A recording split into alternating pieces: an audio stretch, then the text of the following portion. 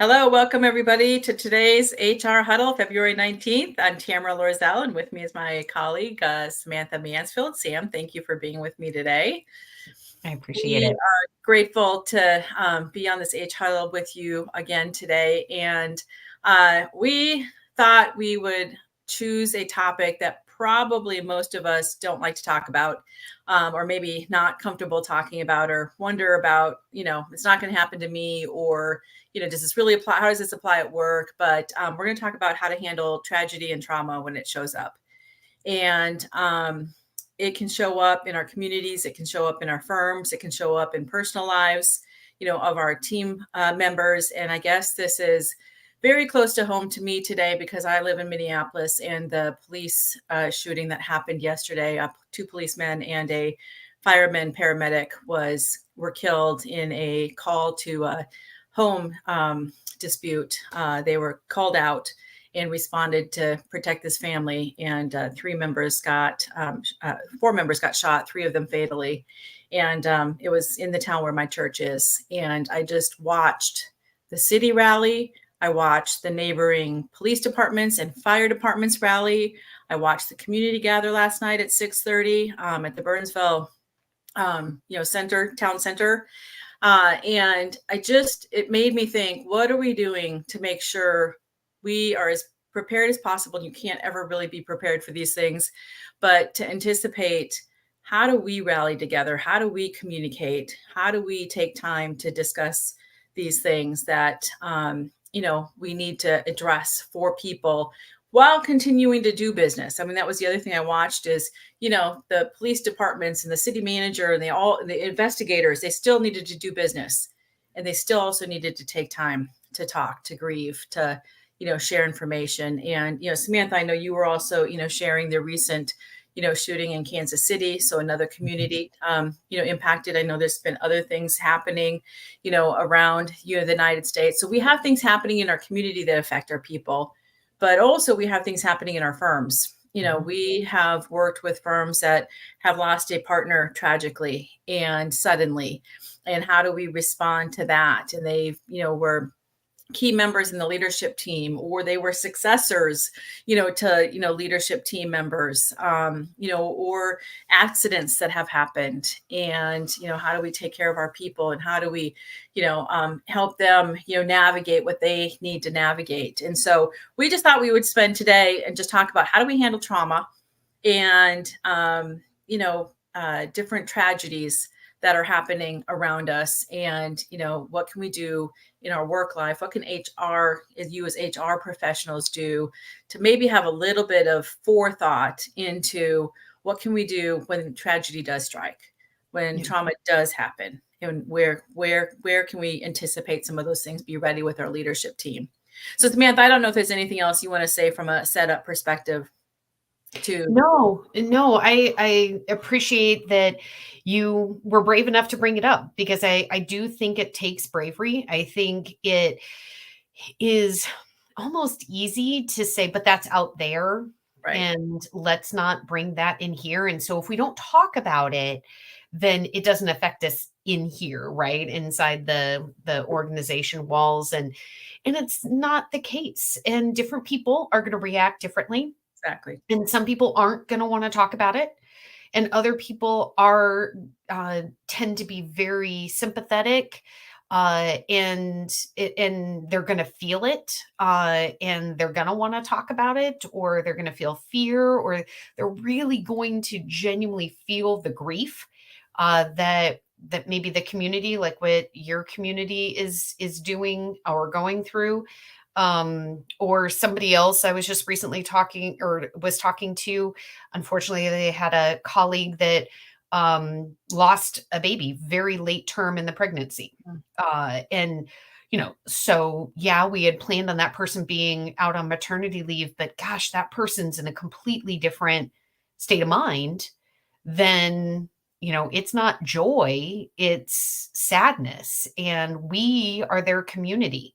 And we don't want to leave them out there and make them think that we're not there, right? So that's just all these different examples of tragedy that can happen. And I think one of the key things that as HR professionals that you could really help leaders with is getting them comfortable with those uncomfortable conversations. Too often, if emotions come into the conversation, we can have leaders that get very uncomfortable in just even how to navigate it. And so they may want to quickly exit the conversation or, shut it down. And, that's one thing as HR that you can really do is, maybe teach them what the different stages of grief are. And help the leader or whoever recognize as they're talking to colleagues that, hey, these are those phases. It's very natural that they're going to go through them. And, we're not trying to fix it. So often we want to fix it. And many of these in tragic situations, we can't. And it's very much about showing compassion. And a big piece of compassion is just that listening, just that being there and listening and not feeling you need to fill the empty space if there are tears, but just being there and listening and really having a conversation with your leaders about that.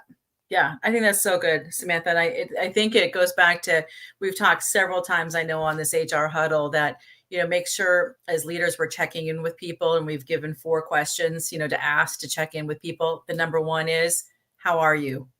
Mhm. Really? And then just listening. And they could be in all kinds of different places, just like you said. They could be, sad. They could be angry. They could be grieving. They might not want to say anything. They might not be ready to talk about it or want to talk about it at all. That's fine.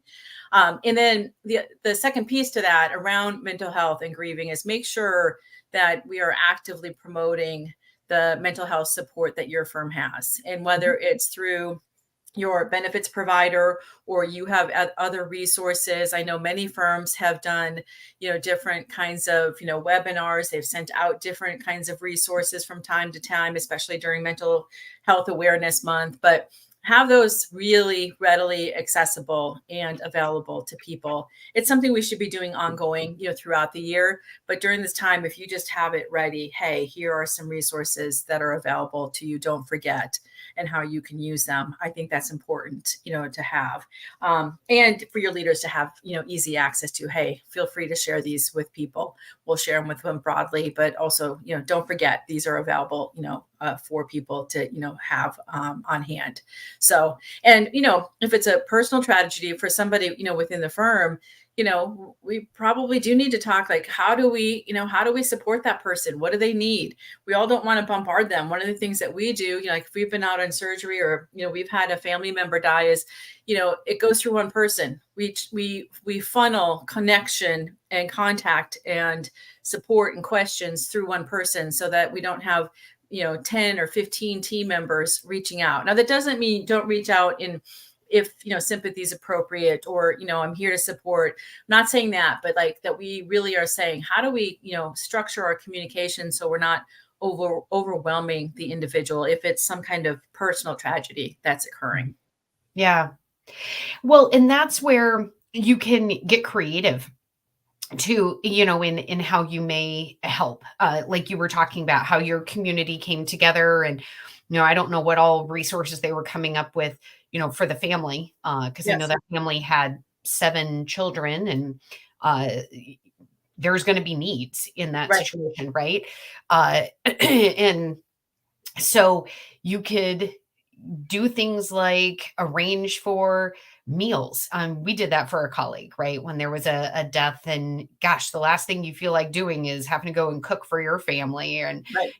have to put that all together. That's not where your head is at that point. So, you can really get creative in what some of the resources of how you show that support.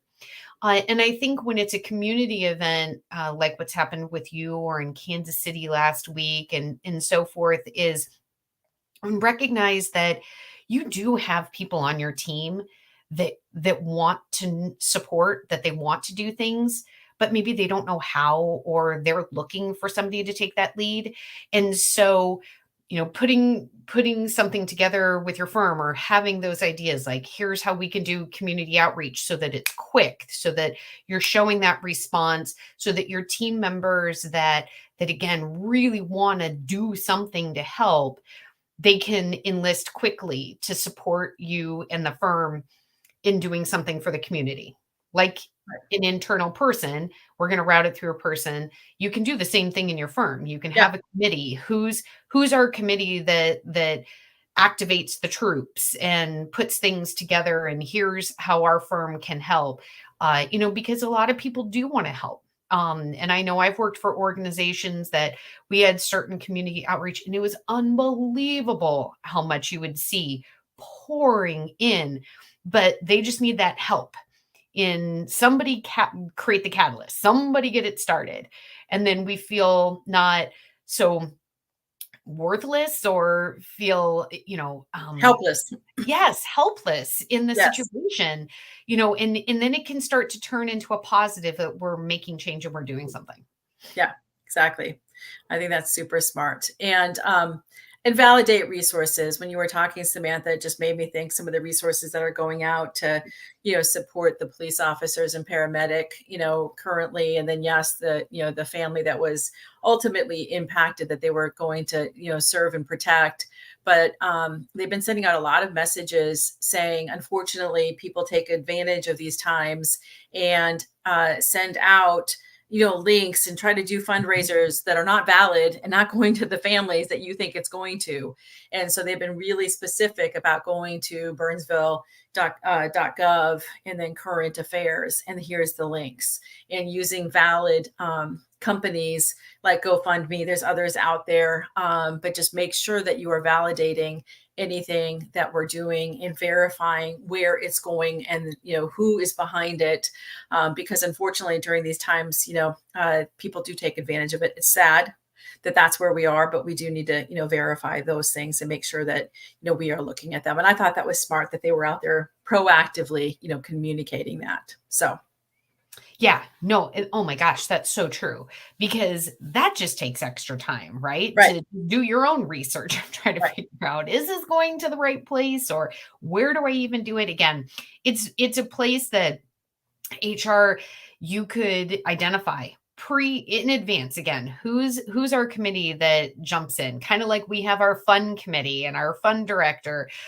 Certainly it doesn't sound as fun to say who's our disaster recovery or tragedy team, but you'd have people that are going to be willing to step up in those roles, Right. because there are people that when that happens, their response is, I want to be active, I want to do something, and just really help your team, because that does help in the grieving process, Yes. whatever that level is. I Yes. think the other thing that we have to watch for within our organizations is make sure that we don't get, we tend to reference it as sludge, the minimizing kind of comments, the folks who maybe, gosh, it's another shooting, right? And just tired of talking about it, and try to shut down the conversation. And if we have anybody that's doing that, let's take them to the side and create that awareness that, hey, I understand you may be frustrated with this situation and tired of these, but in minimizing or making others feel bad that they care or that they want to do something is not the stance that we want to take in our organization. And so that's something to absolutely keep your ear open for, and maybe have a proactive conversation, like you were saying, Tamara, just making sure that we're being very proactive in what are the do's and don'ts in these situations. Yeah, I think that's good. I also think like a point of communication, like who do we tell about this? Mhm. To your point about, do we have like a committee or a point person, maybe in HR, that we go to when events happen? They're flying, flags half mast today in Minnesota. And, the governor, made a statement yesterday about it and was out at 9 o'clock this morning, making a statement. And, your next gen, especially, want to show community support. They, want to have a organization that they work for that is out there, with the community, rallying with the community, taking a stand on issues, but for sure showing support. So who do we go to? And what is that cascade of communications? And, we should be clear about what that is. And again, if it's an internal tragedy, We want to, be sure we know what that cascade is. Do we start with HR? Do we go to the service line leaders? How do we funnel that?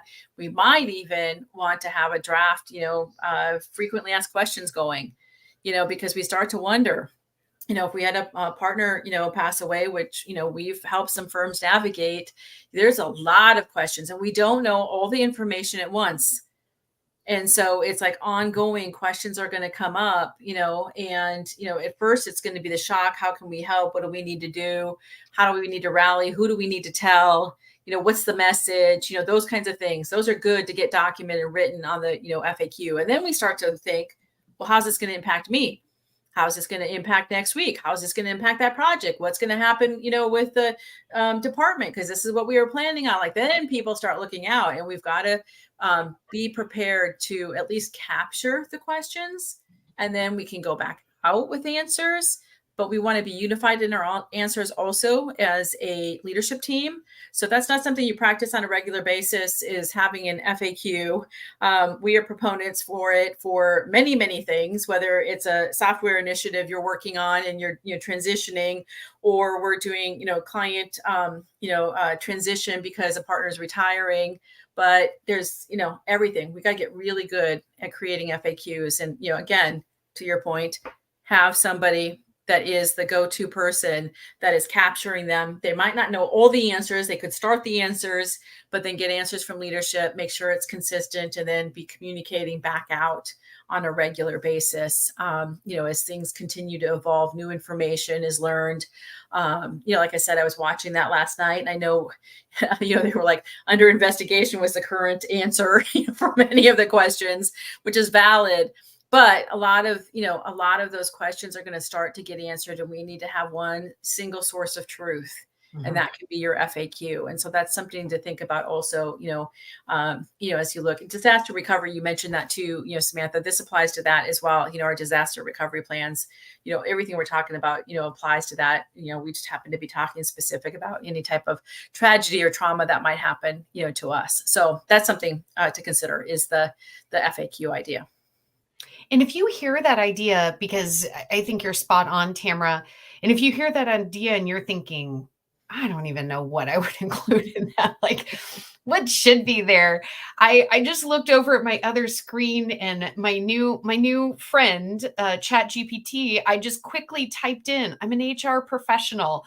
What should I have in a tragedy response FAQ? And it just gave me a lovely 10-point message here of what you could include.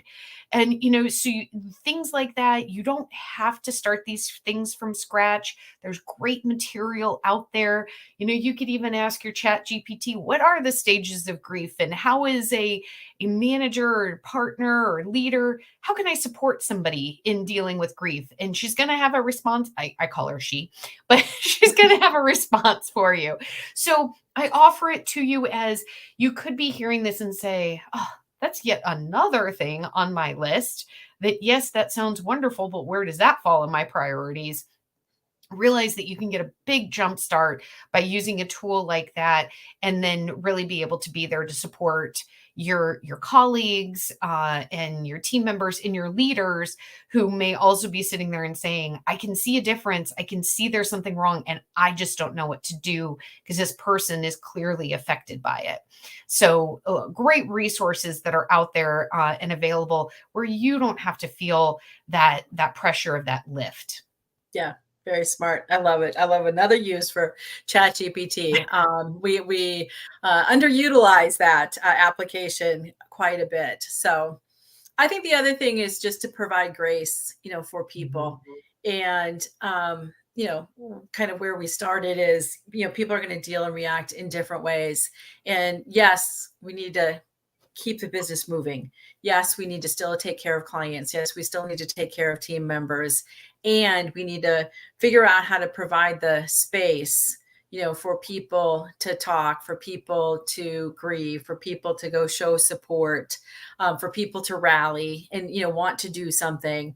And so how do we strike that balance? And I know our different personalities are going to be in different places around that.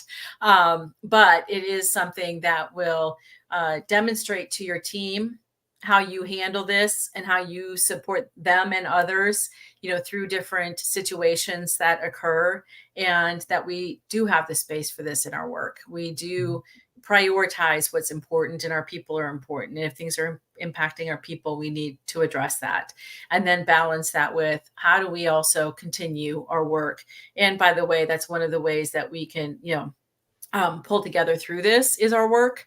We have a common thing we're, doing together, but I just think that word grace is important, during these times as well.